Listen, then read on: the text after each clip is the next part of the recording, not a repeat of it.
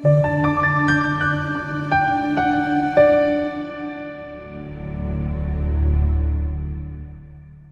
nje uyalandela ke-channel nsuku zonke. uNkulunkulu akembusise volume yami yempumelelo. Ungakhohlwa ukuthi ngizokubalekela. Subscribe bese like le video le.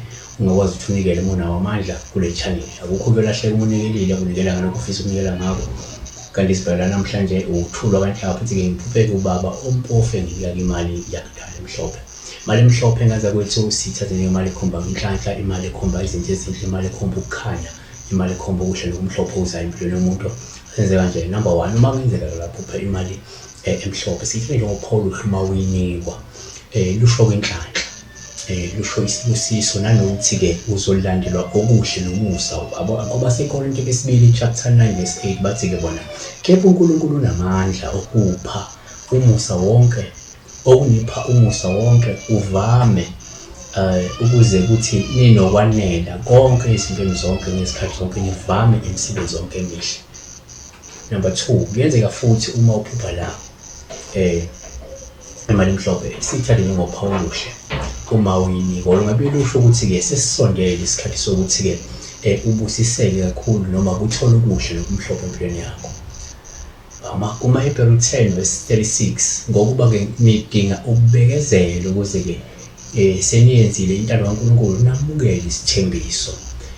Asikuveze futhi ukuthi number 3, kuyenzeka futhi uma uphupha imali emhlophe sihle njengoPaul kakhulu uma uyinikwa, ungabe uchaze ukuthi ngase mhlawumbe uthola amandla, ungasho uthola umdlandla, noma uthole inkuthazo, amazwi azokukhuthaza uthole amasu amahle okufeza izifiso zakho nokuphumelela empilweni.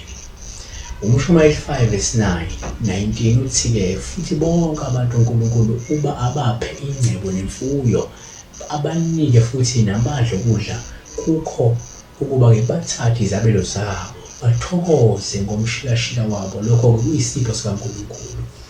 Asiphethe ngelithi-ke uma uphupha ukuthi imali emhlophe number 4 sithele njengoPaul uhluma uyinikwa eyakudala, ngoba lokho kungabuye kusho komunye ukuthi akalindele ukuthola into eyifa noma-ke kunento eyigugu azoyithola, okanye kunenhlanhla kodwa evela kokhokho omkhulu noma kokhokho bakhe, ikakhulukazi uma-ke eyinikwa umuntu ongasekho. KuwuPaul hle kakhulu. Qhubekani-ke namukele izinto zenu uNkulunkulu ayibekile, izabelo zenu uNkulunkulu anabele zona ngokuhlukahlukana kwenu. Siyabonga kakhulu besibeka la imali emhlophe.